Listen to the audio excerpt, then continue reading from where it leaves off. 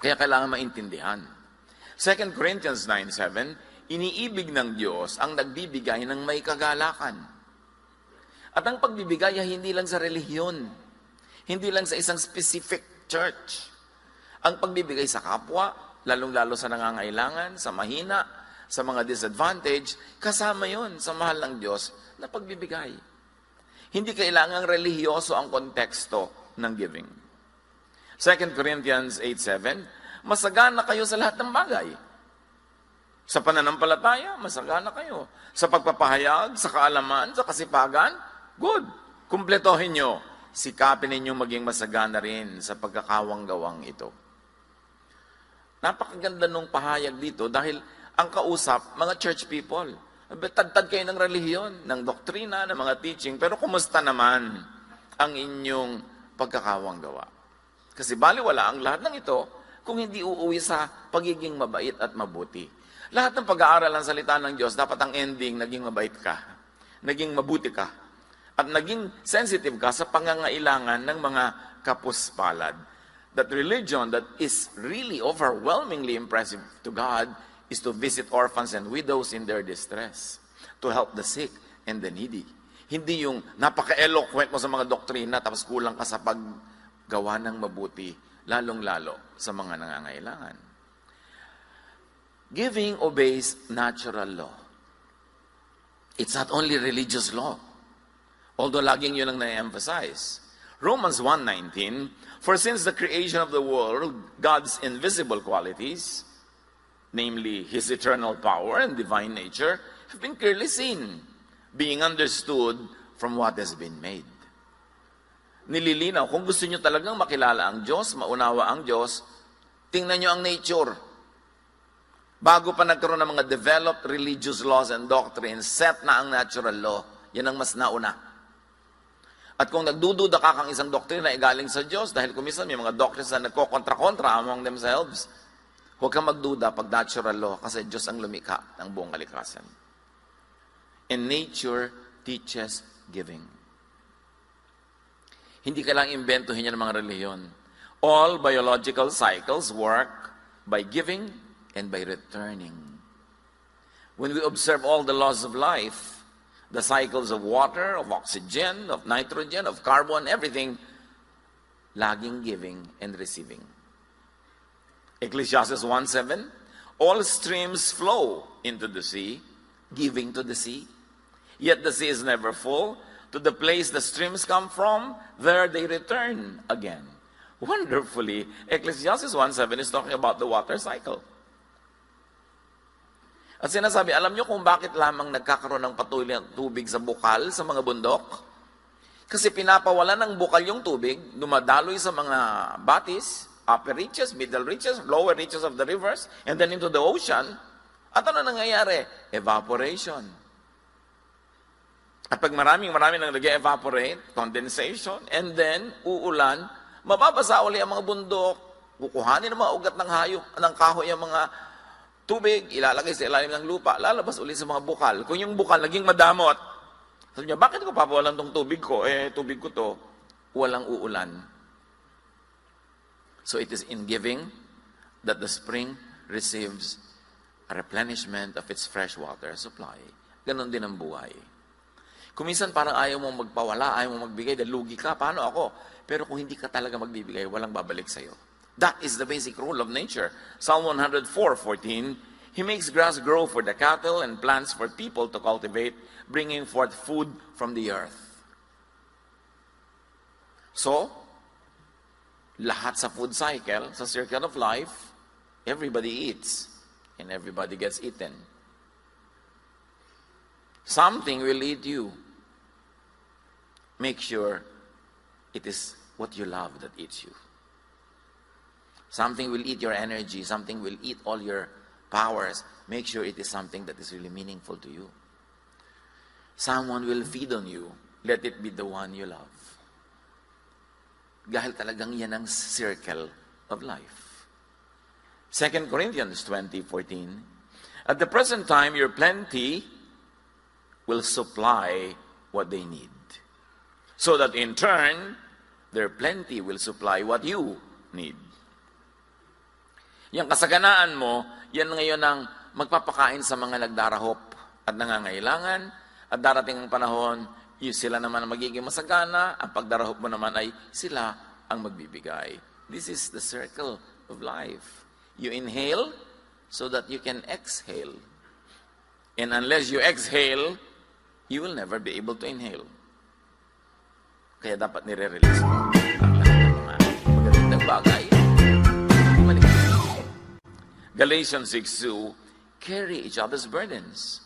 And in this way you will fulfill the law of Christ. And the law of Christ is this: you carry the burden of the weak person, and then when you are the one who is weak, other persons will carry your load. Ang Diyos na ang mag-a-assign nun. Hindi naman lagi yung binibigyan mo ang nagbibigay din sa iyo eh.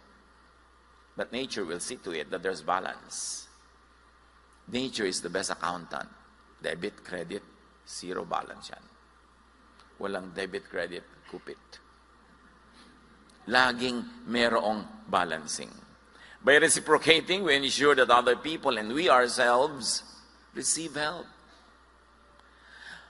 Ang di pagtanaw sa utang na loob ay isang abnormality, isang anomaly, isang hakbang tungo sa kabiguan. Kasi pag hindi ka marunong magbigay sa nagbigay sa iyo, mapuputol ang flow of blessings. Luke 17:17-18, Jesus asked, were not all 10 cleansed? Where are the other 9? Nagpagaling siya ng 10 ketongin, isa lang ang bumalik para magpasalamat. Has no one returned to give praise to God except this foreigner? 10 may ketong, pinagaling ng Panginoon, nagtakbuhan na yung siyang pauwi sa kanilang business, isa lang bumalik. Thank you, Lord. Sabi niya, wala bang bumalik? Isa lang. Para magpuri sa Diyos. Meron dito isang element ng giving. Praise to God. Bakit kailangan ng Diyos na laging pinupuri siya? Ganun ba siya ka-egoistic? Egotistical ba ang kanya mga pamamaraan? Ma-pride ba ang Diyos? Kailangan lang purihin? No. God doesn't need to be praised. We need to praise God. Because God has ordained in creation that praising the Creator calls blessings upon the one doing the praising. That is the rule. Maintindihan man natin at hindi, kaya ang mga tao, ay bakit ang easy naman po ng praise and worship natin ngayon, bitin? Sister, 3 hours na, bitin pa. Meron kasi talagang kailangan mag-praise sila na mag-praise. At bakit nila gusto yon? Dahil may nangyayari sa kanila. Pag nagpe-praise sila, mahirap paliwanag. Pag ang tao nagpe-praise sa Diyos, nagbibigay. Ito, bigay ha. Hindi lang naman tithes and offerings ang binibigay sa Diyos. Nagpe-praise ka, ikaw nakikinabang. Hindi natin alam how it works. Maybe someday people will know how the mechanics. But when we praise, we get blessed. Psychologically, mentally, emotionally, and even physically. There are people who are known to get well from their illnesses by praising. Mayroong ganun.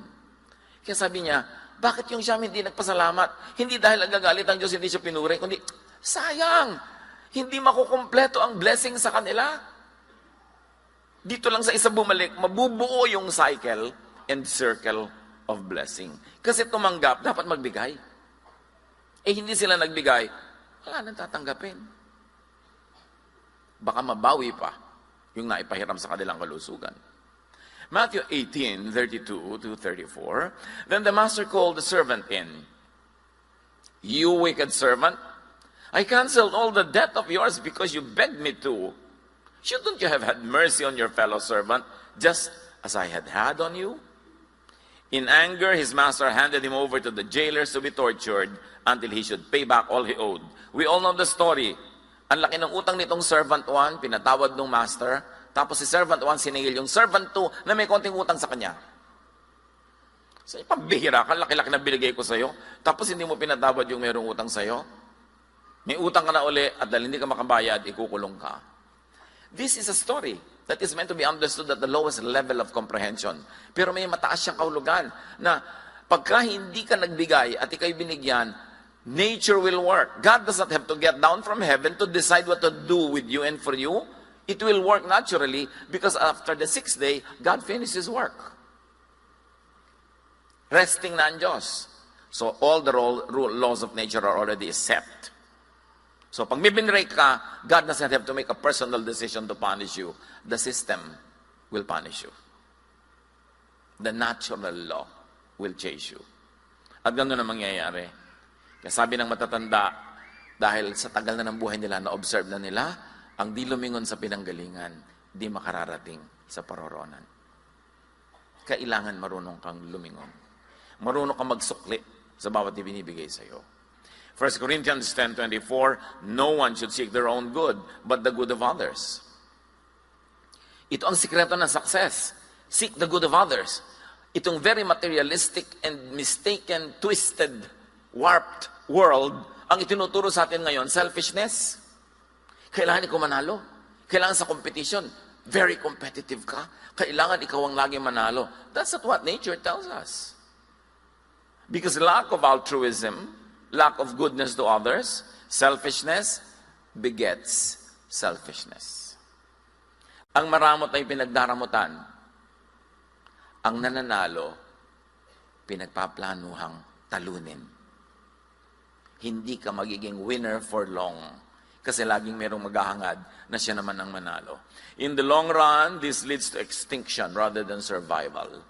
All the species survived and thrived throughout time since creation when they know how to cooperate with each other and with other species. Even plants help each other. It has been proven by studies that the roots of plants under the ground communicate with one another. At pagka mayroong isang tree na mayroong may sakit, the other trees send nutrients through the root system. Nagtutulungan sila. That's how they survive. Kaya kahit sa mga biological relationships, iba yung mutualism, may commensalism, at pag may parasitism, somebody dies. May bulati ka sa tiyan mo, inubos niya ng inubos ang nutrient mo, binigyan ka pa ng sakit. Pag namatay ka, edi patay din siya. It is in cooperation that we will thrive. Kahit yung mga mundo ngayon, mga nations, all these countries, ang survival of the human race is in cooperation, not in competition. Kaya yung mga traders natin, may magandang policy, one town, one product. Biruin mo naman sa Laguna, kung lahat ng mga town dyan, ang product ay buko pie. Sino pang bibili nun? Lahat sila pare-pareho ng product. Kailangan may espasol naman doon. May sombrero dito, may bayong doon. Cooperation. Yung kulang ng isa, ikaw ang pupuno. Yung kulang mo, siya ang pupuno. And it is in cooperation that we thrive. Tigil-tigilan yung sinungalingan ng competition. Because when you compete, your competitor will like to kill you. And one of these days, they will succeed. Samantala kung cooperative ka, napapakinabangan ka nila, bubuhayin ka nila. Or at least hindi ka nila papatayin. Ang Sodom, yung city of Sodom, winasak yan at pinasabog dahil sa kanilang selfishness and greed and unkindness. Ezekiel 16:49-50, ipinapaliwan kung bakit tinupok ang Sodom. Now this was the sin of your sister Sodom. She and her daughters were arrogant, overfed, and unconcerned. They did not help the poor and the needy. They were haughty and did detestable things before me. Therefore I did away with them, as you have seen.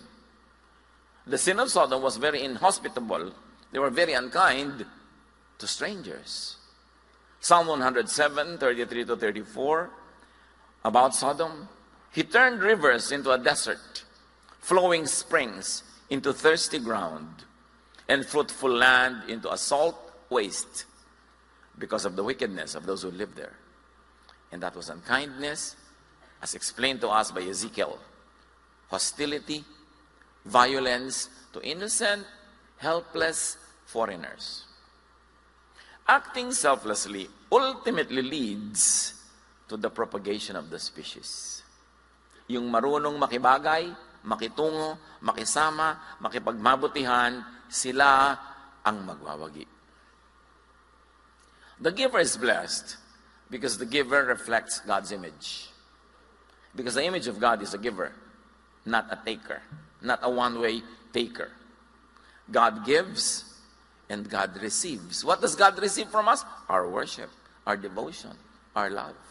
And if you like to say, our service. But God is all-sufficient God doesn't need our service. But God, because He is so loving, takes it upon Himself na siya ang umaako na nagkakautang pag may ginagawa tayong mabuti sa kapwa.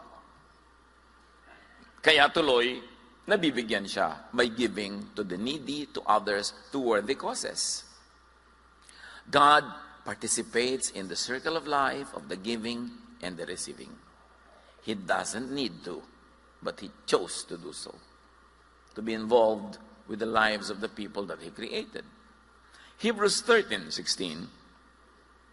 At huwag nating kaligtaan ang paggawa ng mabuti at ang pagtulong sa kapwa, sapagkat yan ang alay na kinalulugdan ng Diyos. Yun. Pwede natin gawin yun araw-araw, gumagawa ka ng mabuti sa kapwa. Kinalulugdan ng Diyos. Tinuturoan niyo ba ang mga anak niyo na, anak, itong baon mo, masarap na sandwich. Bakit po dalawa, maghanap ka ng classmate mo na walang baon at bigyan mo? Tinuturoan ba natin sila nito? O anak, ipakita mo ang ganda ng sandwich mo. Ang kapal ng palaman. At kagatin mo habang nakatingin sila. Yung ba ang itinuturo natin sa mga bata? We should train them in the art and science of giving. Early on. Pwede naman. Pwede pagka bumibili ka ng school supply, dalawa yung magandang payong. Humanap ka ng classmate mo na walang payong. Can you imagine what kind of life you will give to your child kung tinuturuan siya maging giver? You're setting up the child to be loved by so many. To be helped by so many. Dahil helpful siya. Pero kung ituturo mo, dapat ikaw lagi number 1, na kailangan matalo mo yung classmate mo, kailangan ikaw lagi a winner. Everyone will hate the winner. Who loves a winner? Yung nanay lang niya. So nga sabi, don't be number 1. Number 2 is okay, number 3 is okay. Less enemies. Dahil ang pinakamatayog na puno ang tinatamaan ng kidlat. Even nature tells you that. Don't always be the tallest. It doesn't always pay. So the giver is blessed because the giver becomes God's channel of blessings. At sabi nga nung araw, uso pa ang mga lutuan na may mga kalan na nakakauling dahil gumagamit ng firewood.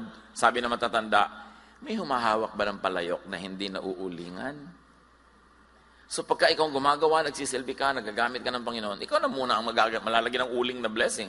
2 Corinthians 9:11, pasasaganain niya kayo sa lahat ng bagay upang mas marami ang inyong matutulungan. Kaya pala tayo pinapasagana ng Diyos para dumami ang kakaya natin magtumulong, hindi para solohin natin. Kaya pag ang dami mong blessing, sabi, teka, kahit anong arithmetic ang gawin ko, sobra-sobra, may pinapagawa sa iyo ang Diyos. May pinapatulungan siya sa iyo. Huwag mong solohin. Binibigyan ka ng chance to be a blessing. E paano po to? Kinito ko na to, sobra na to. Dadami pa lalo yan pag ipinapamigay mo sa tama. Sa tama.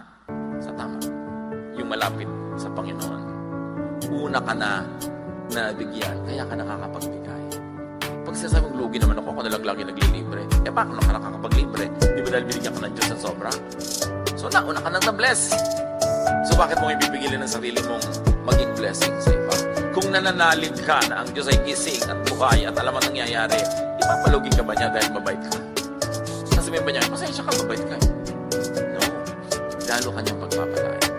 At ang pagpapala na hindi lagi monetary, hindi lagi nagbibilang na pera. Yung hindi ka lang nagkakasakit, dahil mo pang mayaman. Magkano ang head transplant, aber?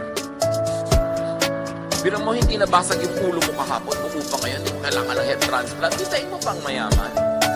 Yung inililigtas ka sa mga dilubyo, laking yaman na yun. Kung dinadagdagan ka pa materially, nabibilang mo pa, hindi lalo-lalo. The giver is blessed because actually, the giver receives. Luke 6:38, magbigay kayo at kayo bibigyan din. Hustong takal, siksik, liglig at umaapaw pang ibibigay sa inyo, sapagkat ang panukat na ginagamit nyo sa iba ay siya rin ginagamit na panukat sa inyo. At bago tayo malito, ang pinag-uusapan dito ay pagbibigay ng patawad. It is forgiveness that is the topic of this verse. It's not money, but forgiveness. But the specific meaning of forgiveness, as when you give, nabibigyan ka rin, can be expanded into a universal meaning that whatever you give away comes back to you. So pwede rin yun. Applied to financial wealth, Sa pagbibigay mo ng time, ng talent, ng treasure to people, yun din ang ibabalik sa'yo. Ang kuripot magbigay, kuripot din natatanggapin. Pero ang generous magbigay, generous din ang tatanggapin. 2 Corinthians 9:6. Ang nagtatanim ng kakaunti ay aani ng kakaunti. Di ba natural law yan, agriculture? At ang nagtatanim ng marami ay aani ng marami. Hindi lagi, kuminsan yung ani mo hindi nagbunga, pero yung batting average mo, universally, this will apply. Luke 6:14 and 12:14. Sinabi naman ni Jesus sa nag-anyaya sa kanya, kapag naghahanda ka ng isang salo-salo, huwag ang iyong mga kaibigan, mga kapatid, mga kamag-anak o mayayamang kapitbahay ang aanyayahan mo. Dahil aanyayahan ka rin nila. At sa gayon ay susuklian ang iyong ginawa. In other words, paid ka na. Subalit, kapag ikay maghahanda, anyayahan mo ang mga mahihirap, mga lumpo, mga pilay, at mga bulag. In other words, yung hindi makakabayad. They cannot repay you. Kapag ganito ang ginawa mo, pagpapalain ka. Dahil hindi man nila masuklian ang ginawa mo, ang Diyos ang magbibigay sa iyo ng gantimpala sa muling pagkabuhay ng mga matuwid. God pays. Bongaciously. Migon, sobra-sobra ang mapapala mo.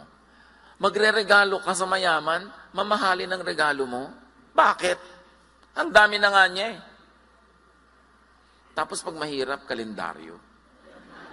Hindi na nga uso. May mga buwan, yung kailan bilog ang buwan, kailan ang 1/4 ng buwan. O kaya magbibigay ka ng tuwalya, may nakalagay, good morning. Ang nipis. Tapos pag mayaman ka lang, imported. Bakit? Kasi gusto mo, mabigyan ka rin nun. May mapapala ka kasi, nag-i-invest ka lang pala. Pagka mayayaman, ano na lang, thoughtful gifts, yung very thoughtful lang, pero hindi kailangan may economic value. Yung mga economic value, valuable, dun yung ibigay sa hindi maka-afford. Bakit? Kasi nakabantay ang Diyos sa tuusan. Alam niya ang pinagagagawa natin. At kung gusto ka ng Diyos pagpalain, may makakapigil ba sa Kanya? At kung ayaw kang pagpalain, may makakapilit ba? But again, God does not have to decide personally, specifically for every case. Set na lahat yan. Nature takes its course. So magbigay sa hindi makababayad at makapagsusukli. The giver receives, and this is according to studies, the giver's glow. They call it the giver's glow. What is the giver's glow? It is a rush of chemical reward systems in the brain when people give or help others. It gives feelings of tranquility and inner peace. Napag-aralan na nila ito, meron palang giver's glow. Tingnan yung katabi nyo. Kasi meron ding madamot paleness. Nakikita pala sa kutis. Alam nyo yan mga kapatid, di ba? Yung iba ang saya mo pag nagbigay ka. Mga saya na nakakapagpagaling ng sakit. Mga saya na nakakapagpalayas ng mga lungkot at mga inip sa buhay. Kaya ang laki ng benefit ng nag-give. Helping others and being generous increases happiness. And from studies in health psychology, they say that receiving good has short-term happiness. But giving and doing good has long-term happiness. Na-measure na sa mga laboratory exams yan at mga tests. Pag ikaw'y tumatanggap, meron kang maiksing saglit na kaligayahan. Pero pag ikaw nagbibigay, matagal yung kaligayahan. So ask, meron ba akong giver's glow?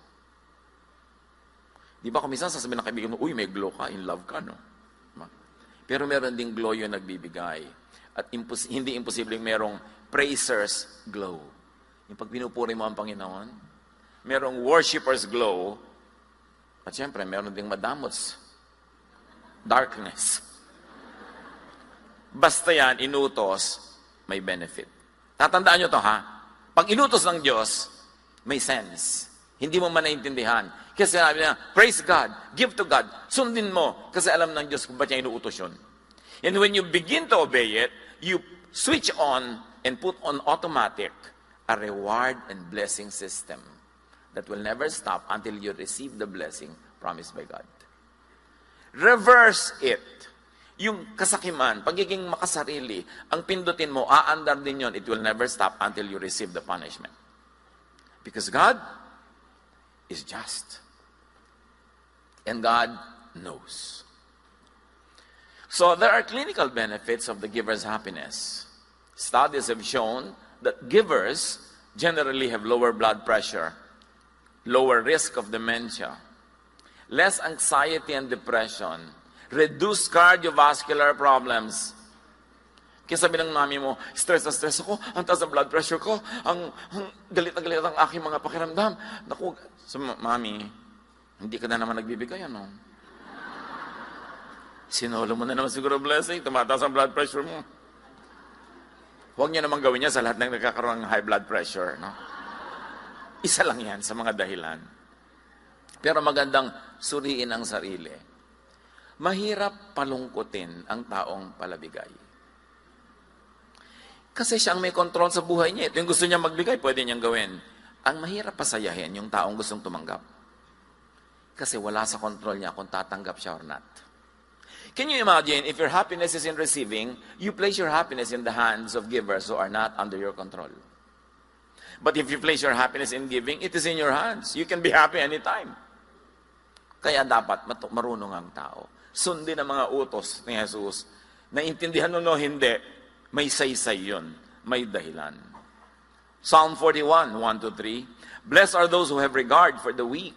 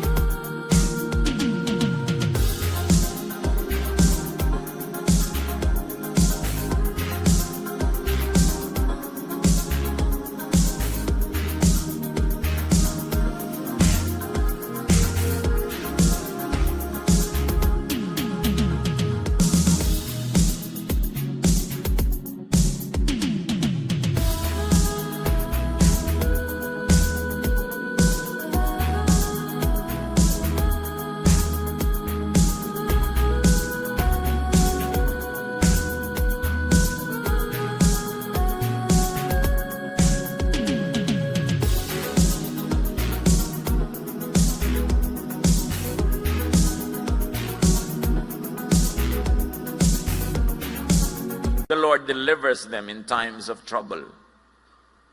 Natural lo yan. Imagine the Lord delivers them in times of trouble.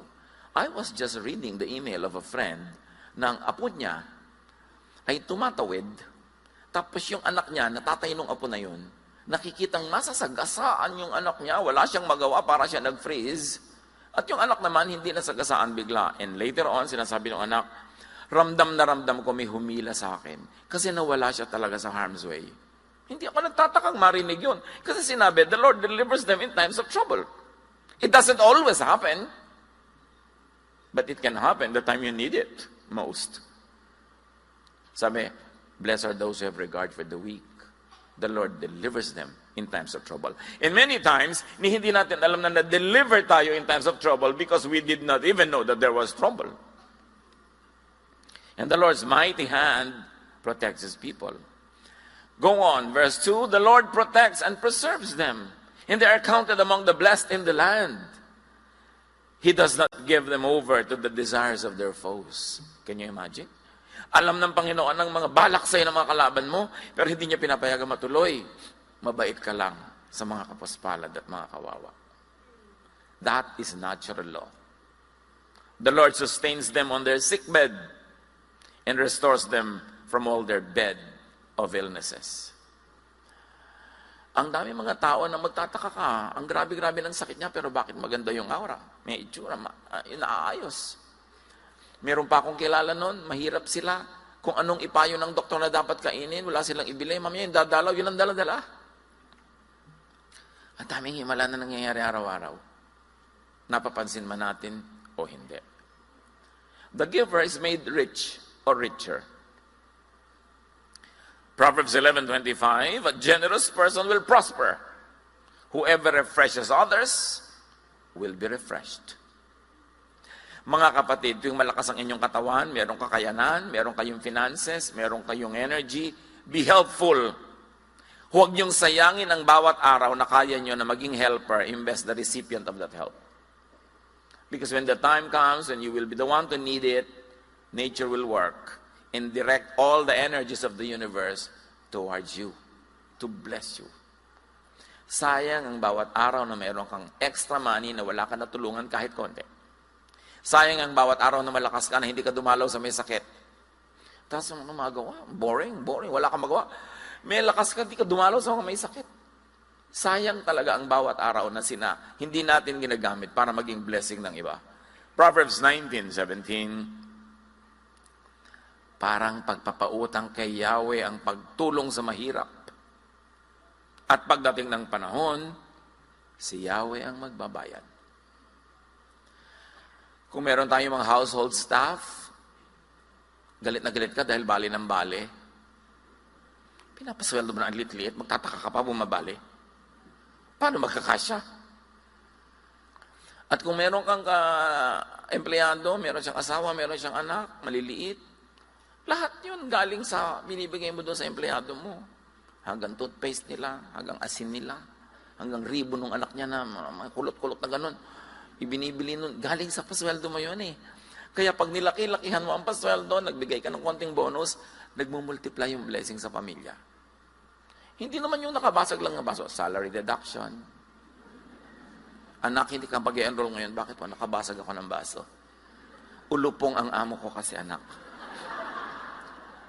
Can you imagine kung bless ka, meron ka mga pagkain sa bahay, ang dami mong sobra, ipauwi mo sa iyong mga staff para makakain yung mga anak niya. Won't you be a blessing? You can. You can be. Just be conscious of it. Kahit kumakain ka sa restaurant, o order ka ng extra na masarap, ibibigay mo sa waiter na nag-serve, o iuwi mo sa asawa mo. Ay, hindi po yan ang gusto niya. Akin na. Kasi meron ka naman binibigyan, suplado pa. Lagi niyong ibigay sa mag-appreciate. Mga kapatid, isa lang naman ang tinutumpo ko eh. Open your eyes. Life is full of opportunities to be a blessing to others. Just have the blessing mentality. Katulad niya, nabe-bless ako pag palakpak kayo na palakpak, di ba? Mga kapatid, huwag magsasayang na sandali. Sandali lang ang buhay. Earn all the points. Sayang ang chance. At first glance, giving seems like losing. Kasi giving eh. Pero merong isang kwento. Among many nakamuka sa 1 Kings 17:10-16. Taon na hindi umuulan. Taggutom. Wala nang makain ng mga tao. Ang propetang si Elijah or Elias nagpunta sa isang bayan. At inabutan niya, pagpasok niya ng gate ng bayan, ang isang babaeng parang ting-ting, butot balat, namumulot ng mga tuyong kahoy, panggatong. Nang papasok na siya sa pintuan, 1 Kings 17:10-16, sa pintuan ng lungsod, nakita niya ang byuda namumulot ng panggatong. Mami, ano pong panggatong? Firewood, anak. Firewood. Sinabi niya sa babae, maaari po bang makiinom? Parang, excuse me, makikinom ka, may famine. Walang ulan, walang tubig. Aalis na ang babae, kita yung babae, papainumin nga niya. Aalis na ang babae upang ikuha siya ng tubig nang pahabol niyang sabihin, kung maaari, bigyan mo rin ako ng kapirasong tinapay. Wow! Di ba? Bibigyan ka na ng tubig, tapos tinapay. Sumagot ang babae, saksi si Yahweh, ang inyong buhay na Diyos, na wala kaming tinapay. Yun ang katotohanan, wala silang tinapay. Mayroon po kaming kaunting harina at ilang patak na langis. Namumulot nga ako ng panggatong upang lutuin yon at makakain man lang kami ng anak ko bago kami mamatay. Last meal. Sinabi sa kanya ni Elias, huwag ka mag-alala. Pumunta ka na at gawin mo yung sinabi. Ngunit ipagluto mo muna ako ng isang maliit na tinapay at pagkatapos magluto ka para sa inyo. Wow, again. Sino to? Di ba, bigyan ko na nga ng tubig, tapos ipinagluluto ko siya pang mauuna. Sapagkat ganito ang sawi ni Yahweh Diyos, Hindi ninyo mauubos ang harina sa lalagyan, at hindi rin matutuyo ang langis sa tapayan, hanggang hindi sumasapit ang takdang araw na papatakin ni Yahweh ang ulan. Ginawa nga ng babae ang utos ni Elias. Faith, ha? At hindi naubos ang pagkain ni Elias at ng mag-ina sa loob ng maraming araw. Hindi nga naubos ang harina sa lalagyan. Tuwing bubuksan niya para magluto, meron na naman. At hindi natuyo ang langis sa sisidlan, tulad ng sinabi ni Yahweh sa pamamagitan ni Elias. Remember, genuine prophet kasi si Elijah. Kung false prophet ang natapat sa inyo, sorry. Kaya kailangan discerning ka rin. Pero yes, because this woman blessed God's man, the prophet. Hindi lang yung prophet ang na-bless, siya at ang kanyang anak. Kung naging wise lang siya, kakainin na lang niya yung huling tinapay na gagawin niya. At mamamatay nga sila sa gutom after. Pero hindi naubos ang ibinigay. Dahil ang ibinibigay sa tamang paraan ay hindi mauubos. Napaka-importante, whatever you place on God's altar cannot be lost.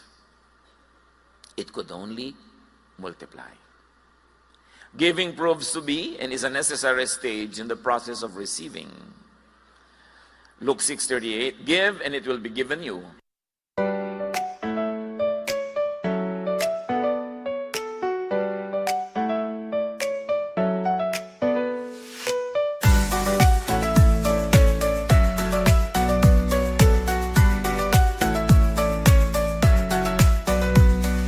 Raindrops falling down my face, like tiny tears in a happy chase. Hopping through the puddle sea, colors dancing wild and free. Skies are gray but I don't mind. Cool raindrops on my skin I find. Kicking off my Saturday, watch the clouds just drift away. Rainbow in the rain, what a sight. Colors shining oh so bright. Dancing in the streets, so bright. Everything will be alright.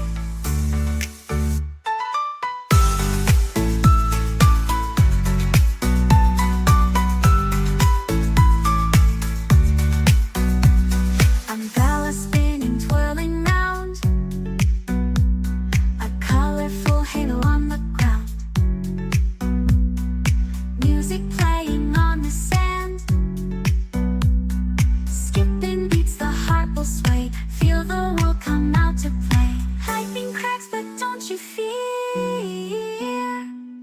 Magic shines when skies are clear. Raindrops whisper secrets true. A hidden beauty shines right through. Rainbow in the rain, what a sight. Colors shining oh so bright. Dancing in the streets, so bright. Everything will be alright. Raindrops falling soft, peeks through. Rainbow magic, me and you. Smiling faces, hearts alight. Everything will be alright.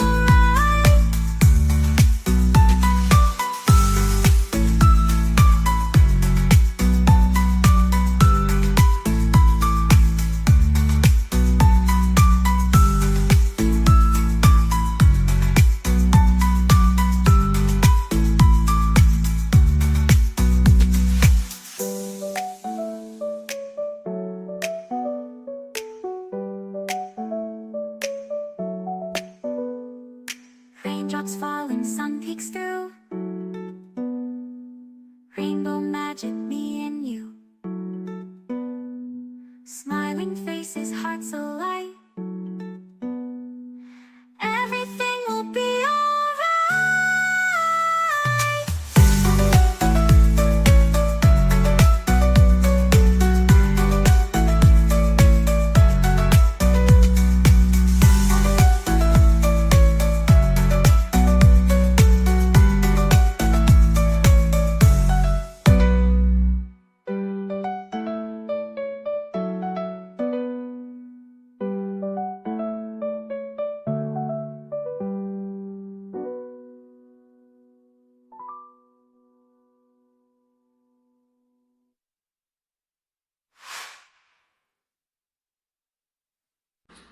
In English lang yung siksikliglig gumapaw. A good measure, pressed down, shaken together, and running over, will be poured into your lap.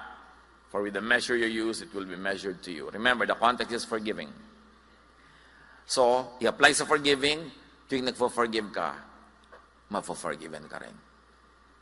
Higit-higit pa ron. Life cycle is twofold.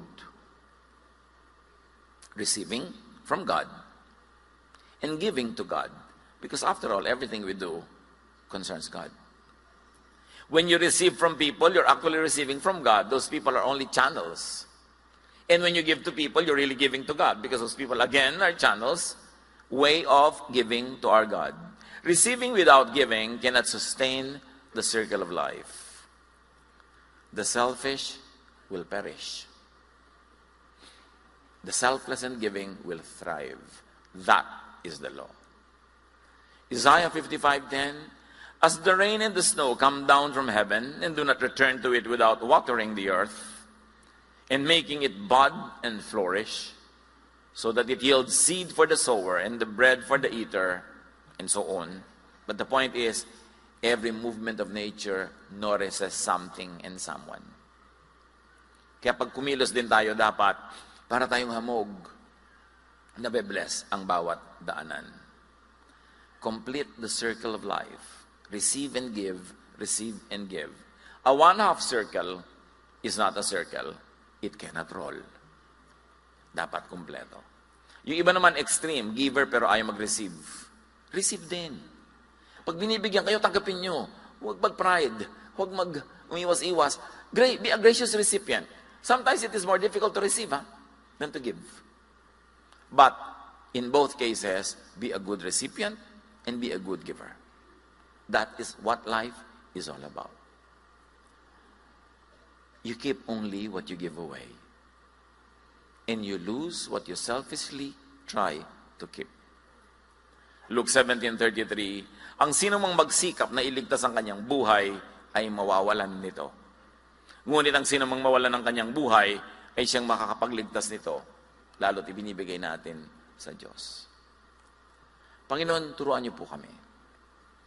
Ano nga ba ang relevance ito sa buhay namin, bawat isa sa amin?